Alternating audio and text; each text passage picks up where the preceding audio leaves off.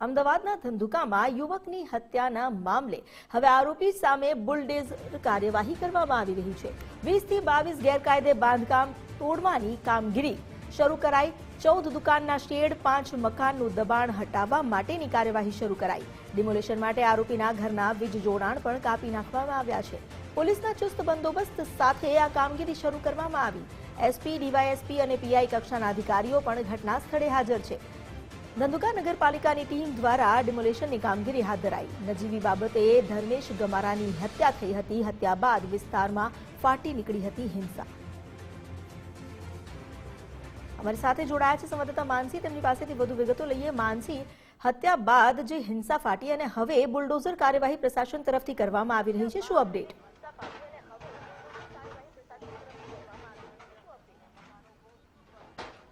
ચોક્કસથી અમિતા, કાયદામાં રહેશો તો જ ફાયદામાં રહેશો આ પ્રકારના જે નિવેદન છે તે અનેક વખત આપણા ગૃહમંત્રી હર્ષભાઈ સંઘવી આપી ચૂક્યા છે અને તેમને આ નિવેદનને સાબિત પણ કરી।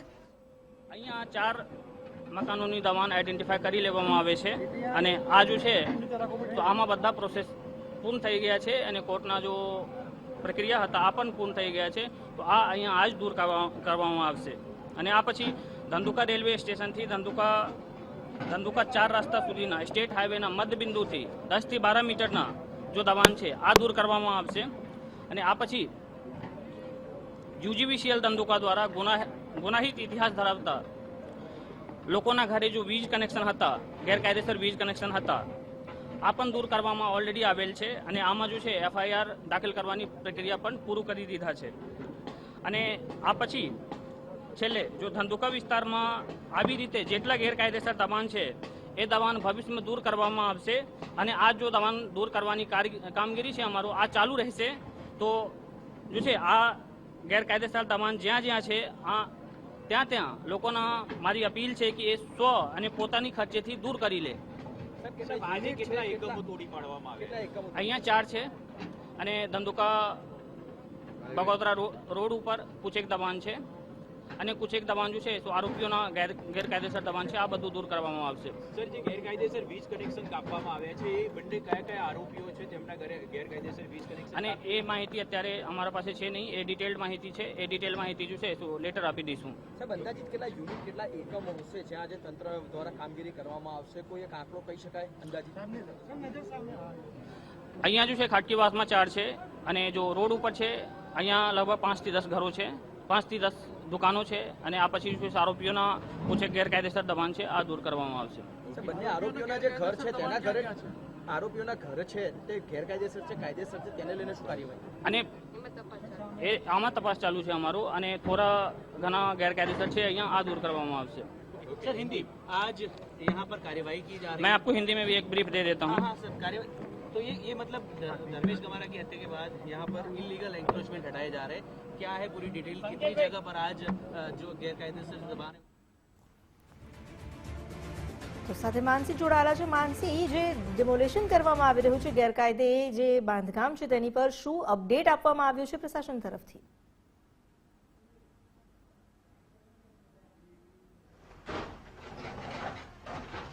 ચોક્કસ અમિતા, આપણા જે ગૃહમંત્રી છે હર્ષભાઈ સંઘવી તેમને અનેક વખત નિવેદનો આપી ચૂક્યા છે કે કાયદામાં રહેશો તો જ ફાયદામાં રહેશો અને તેમને આ અનેક વખત જાહેર મંચ પરથી નિવેદન આપ્યું છે અને તેમને સાચું સાબિત કરીને બતાવ્યું છે। કારણ કે છેલ્લા ઘણા સમયથી જે અસામાજિક તત્વો છે તેની સામે પોલીસ પ્રશાસન દ્વારા અને ગૃહ વિભાગ દ્વારા તમામ જે કાર્યવાહી છે તે કરવામાં આવતી હોય છે અને આ જ કાર્યવાહી હવે ધંધુકામાં થયેલી જોવા મળી રહી છે। ધંધુકાના આ દ્રશ્યો છે કે ધંધુકા ખાતે બાઇક ઓવરટેક કરવાની જે સામાન્ય બાબત છે અને આ જ સામાન્ય બાબતે થયેલી હત્યા અને ત્યારબાદ શહેરમાં ફેલાયેલી અશાંતિ મામલે હવે પોલીસ વિભાગ સંપૂર્ણ એક્શન મોડમાં આવી ગઈ છે।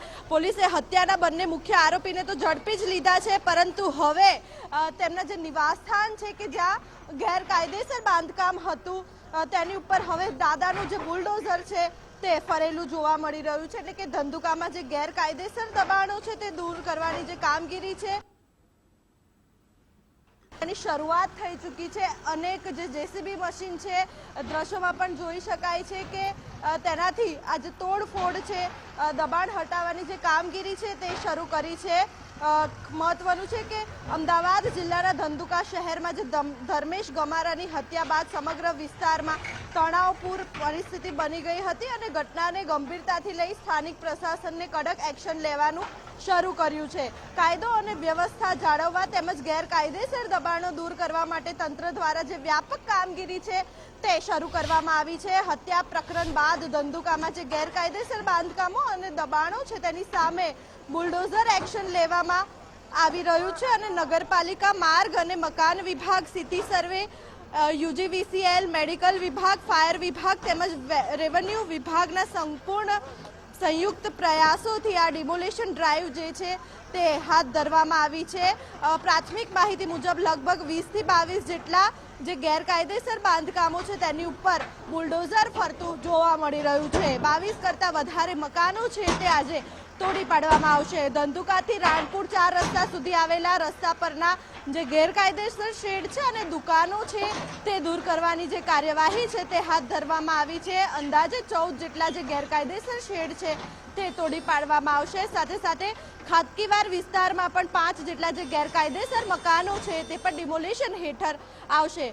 ફેદરા ધંધુકા હાઈવે પર આવેલા 12 જેટલા જે એકમો છે તેને અગાઉ પણ નોટિસ આપવામાં આવી છે અને જરૂરી કાર્યવાહી છે તે પણ આગળ વધવામાં આવશે. આ ઉપરાંત જે કિશન ભરવાડ હત્યા કેસના આરોપી છે સબ્બીર ચોપડાના ઘરે પણ ગેરકાયદેસર વીજ જોડાણને દૂર કરવાની જે કામગીરી છે તે શરૂ કરવામાં આવી છે. સાથે જ જે ઇમ્તિયાઝ પઠાણના નિવાસ સ્થાને પણ આ જ પ્રકારે જે કાર્યવાહી છે તે શરૂ કરવામાં આવી છે. વીજ વિભાગ દ્વારા જે ઇલેક્ટ્રોનિક એક્ટ હેઠળ જે ફરિયાદ છે તે પણ નોંધવામાં આવી છે અને આ સમગ્ર કામગીરી દરમિયાન કોઈ અચનીચની બનાવ ન બને તે માટે ચુસ્ત પોલીસ બંદોબસ્ત પણ તૈનાત જોવા મળી રહ્યો છે. ધંધુકા પોલીસ સ્ટેશનથી તમામ પોલીસ વિભાગના જે કર્મચારીઓ છે તેનો કાફલો તૈનાત જોવા મળી રહ્યો છે અને ધંધુકા શહેર જાણે પોલીસ છાવણીમાં ફેરવાયું હોય તેવા દ્રશ્યો હાલ સામે આવી રહ્યા છે.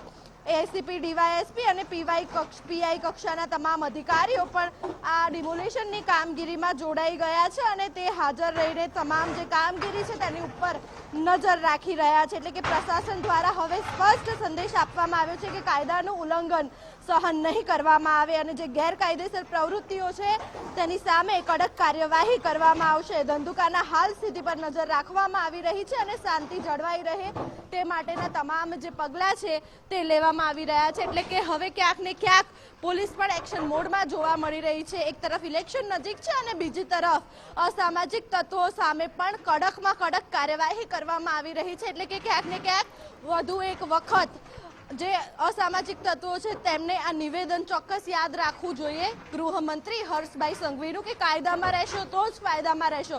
જો કાયદાનું ઉલ્લંઘન કરશો તો ચોક્કસથી તમારી સામે કડકમાં કડક કાર્યવાહી કરવામાં આવશે અને આ વસ્તુ સતત ચાલુ રહેશે. એ જ પ્રકારે ધંધુકામાં હાલ ડિમોલેશનની જે કામગીરી છે તે શરૂ કરવામાં આવી છે. જી આભાર આપનો જાણકારી આપવા માટે. તો અત્યારે જેટલી પણ ગેરકાયદે મિલકત છે, માલ છે, તેને ડિમોલેશનની કામગીરી શરૂ કરી દેવામાં આવી છે. લગભગ 22 જેટલા મકાન પણ તેમાં સામેલ છે.